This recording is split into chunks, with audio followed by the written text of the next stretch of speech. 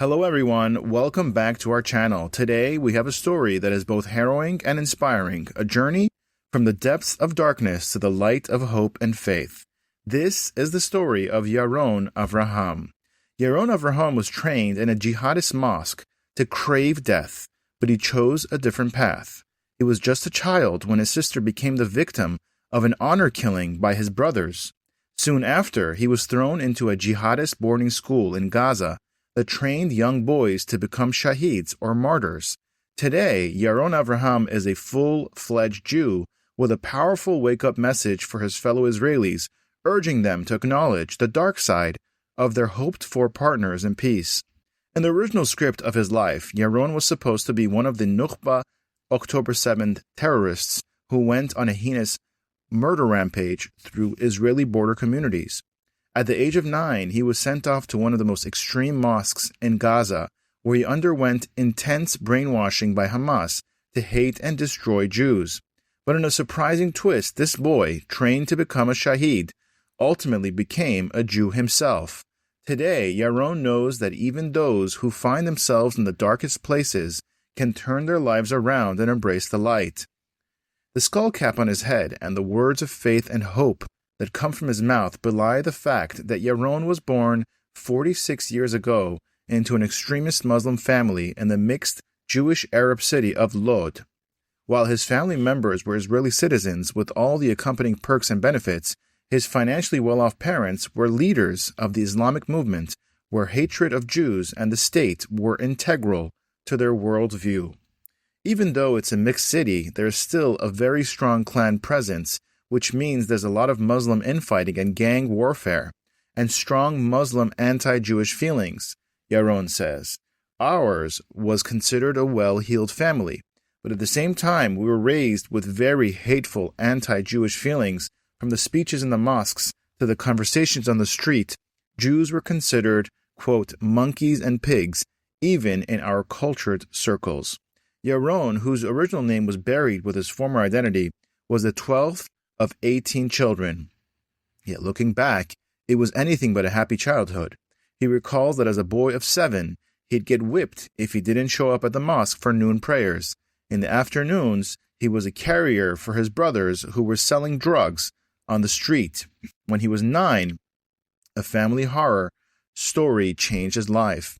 His 16-year-old sister, who decided to have some less strict teenage fun, was murdered by her own brothers in a family honor killing. I couldn't see, but I could hear everything going on in the next room, Yaron remembers. What happened there doesn't ever leave my mind. I heard the screams, the brutality, but was helpless to do anything. In our house, there was no justice, no judge, no compassion or second chances, just death. That was 37 years ago. Since then, he's tried to find out if his sister's name ever appeared in the police database of murder victims, but all he discovered was that she was listed as, quote, missing, and the case was closed. Back then, he was just a kid with no resources, but his heart would give him no rest, and he began to badger his family with questions. They knew I heard what happened that night, and they apparently felt threatened, felt that I was putting them at risk, Yaron says, and so, a few days later, they packed me up and sent me to a mosque of radical Islam, not far from Shifa Hospital in Gaza.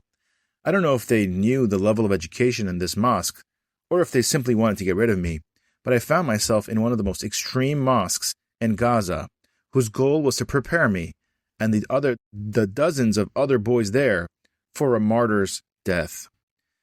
The confused, abandoned 9-year-old didn't know the language or the culture. They were integrated Israeli Arabs, but within a year, with his photographic memory, he'd learned the entire Quran by heart. The mosque, one of many operated by radical Islamic groups in Gaza, demanded strict discipline. Studies began at 7 a.m. and ended at 11 p.m., with 2 half-hour breaks for eating paltry rations. Sleeping accommodations were mattresses on the floor.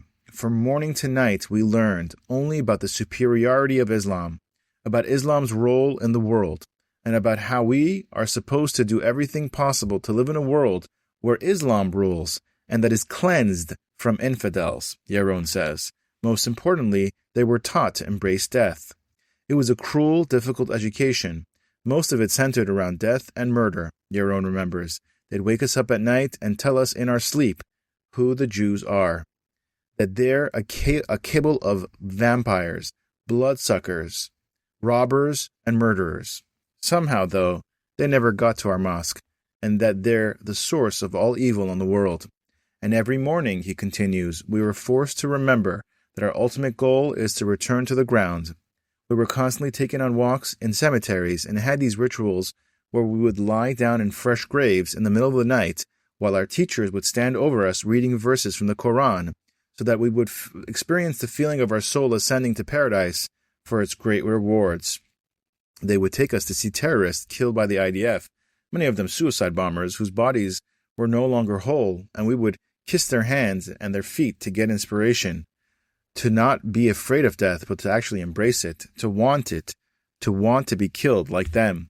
We were also forced to witness mutilations and even beheadings of our own classmates who were caught committing certain infractions, and at every such event, anyone who cried or turned his head was also punished.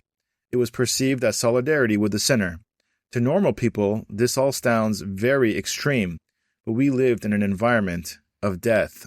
Yaron says that for most of the boys, time made them immune, even happy advocates of these goals. But for me, he relates, it became more and more difficult by the day. There was also a huge disconnect that caused a lot of confusion for a young teenage boy.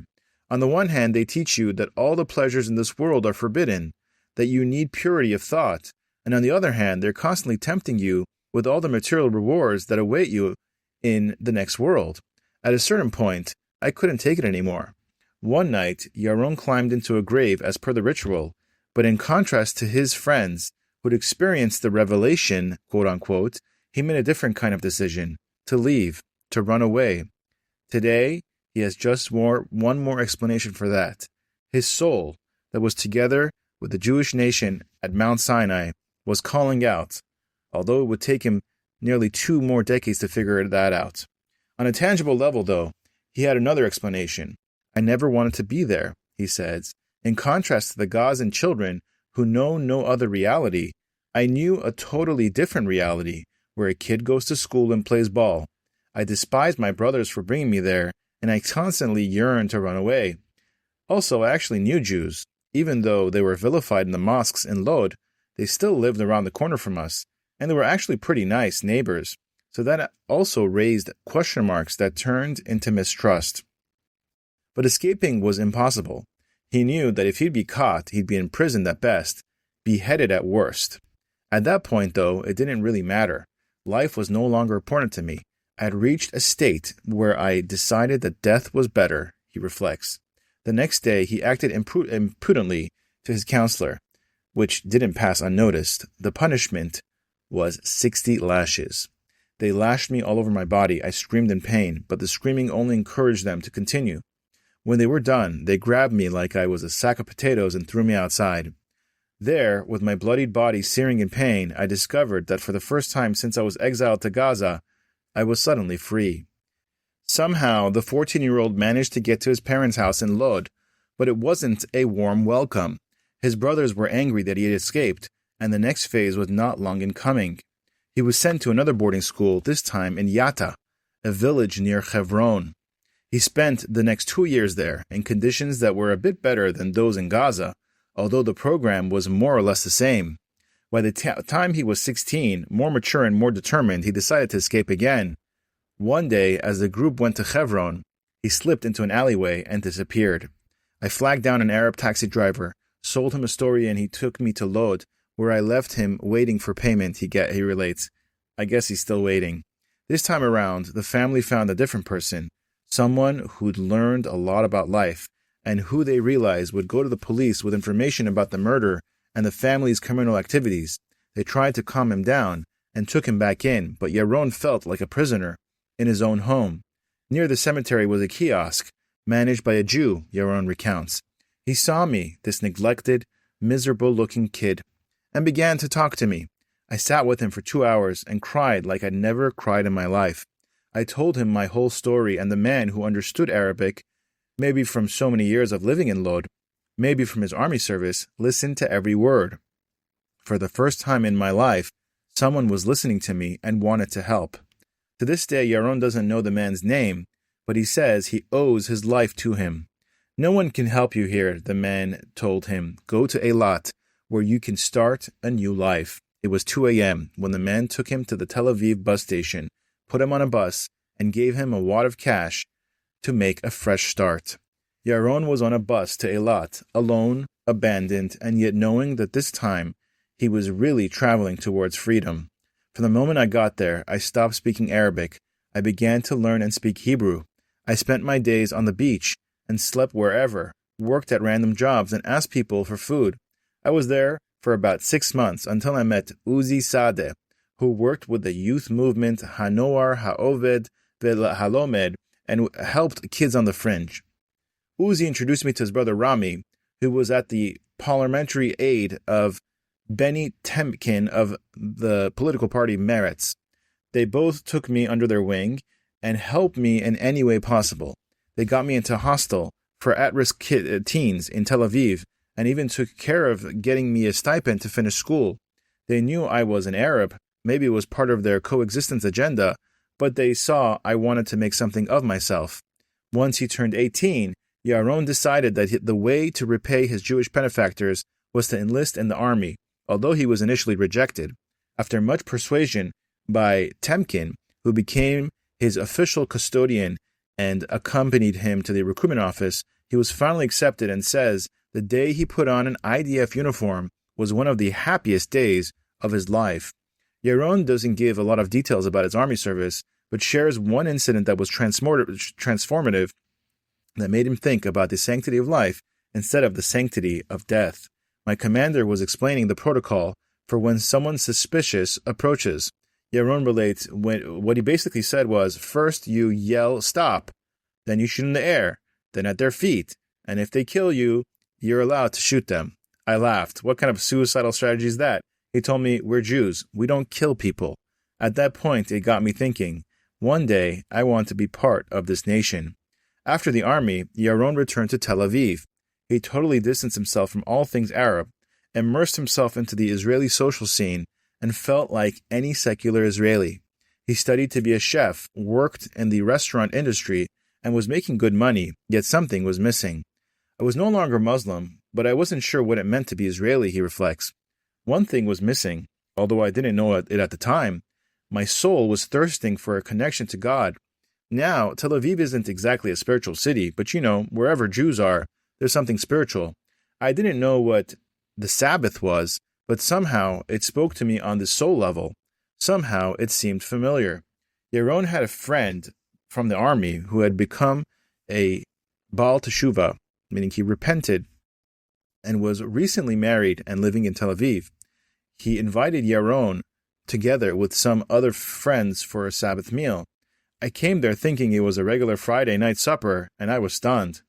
The atmosphere, the singing, and even the jokes made me feel like I'd never felt before. I didn't know such a thing existed. It felt like I had some vague memory of this, although I was sure I'd never experienced such an event. After the meal, he told his friends, from now on, I'm keeping Sabbath.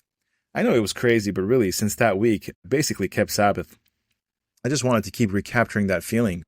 For Yaron, as with the Jews in the desert 3,336 years ago, it was a connection to God without knowing, without being familiar with it. He decided that this was the right path. Soon he found himself at an institution called Machon Meir in Jerusalem, where he says, I discovered that Torah, that the Bible, is the best psychologist. It healed the wounds in my soul. I felt like I was making up for years of lost time, and for the first time in my life I prayed to the Creator, but out of the desire and love, not out of hate and revenge. He chose the name Yaron, which means to sing in joy, and Avraham, for Avraham Avinu, Abraham, our forefather. The day Yaron converted, the entire institution started to sing Vishavu Banim Ligvulam, that the sons have come back home. He says that after he went to the mikveh, the ritual waters, I didn't shower for 3 days. I didn't want to wash off the holy water. I felt that all the 30 years that were behind me, until I got to that point, I left it all in the holy waters. It took Yaron a good few years after his conversion to think about marriage. He kept flashing back to his own unhappy, dysfunctional, and scary childhood. How would he lead a family? How would he raise children when he didn't even know what a loving relationship was? Today, though, he's happily married and the father of 3 little girls, as a sought-after speaker, and he's even written a book about struggle and triumph. The closer I got to Judaism, the more I began to realize that everything I went through, all the pain and all the darkness and all the suffering, could be flipped over to become a great light. Today I speak in many venues and encourage others who find themselves in the darkest places that yes, you can turn your life around. He says his book, Not Afraid of the Journey, is aimed at making readers feel grateful for being part of a holy nation and helping them believe in themselves and realizing they can extricate themselves from fears, anxiety, and hopelessness and realize that they have a mission to bring light into the world. At the same time, he perceives another mission, to tell his story to everyone who needs to understand the intentions of the nation that lives side by side with the Jews in the Middle East. On a recent tour of the Gaza envelope, Yaron told his host, a resident of the still-abandoned kibbutz of Kfar Aza, that the murderers could have been him. Looking out at the Jabalia refugee camp in the distance, from where thousands of Gazans poured into the settlements and murdered and destroyed, he said, I also would have come in here if God hadn't redirected my life. I can't even imagine it. I would have been one of them. But what's really scary is that you guys prepared yourselves for a maximum of 2 or 3 terrorist infiltrators, while they were thinking about total annihilation. And I want to tell you something else. They are very focused. They're going to continue. It doesn't matter if you live here or you move a few kilometers up to Ashkelon or Ashdod. They're going to go after you. They say it openly. That's what we were taught. Yaron wipes his eyes as he enters a bullet-riddled house where an entire family was snuffed out. To know that if I were still one of them, I would have murdered them just because they were Jews. This wasn't about occupation or freedom or any of those platitudes. In the mosque, they never mentioned the word occupation. Today, Yaron wants to spread his message to whoever will hear it. All over Europe, they are unabashedly saying what they want. They want Islamic law. They want Sharia law. I tell whoever will listen, keep yourself safe. Keep your daughter safe. This is not what you want. In Islam, the sanctity of the land is more important than the sanctity of life. Every place they reach, they see as Muslim territory, and not just in Israel. People think this is Israel's problem, but the world should stand up for Israel because Israel is fighting the war for the entire world. Israel is fighting for the sanctity of life, and I thank God every day that I, too, am now on the side of life. Thank you for watching. If Yaron's story moved you as much as it did me, please like, share, and subscribe for more incredible stories. Until next time, stay safe and spread light.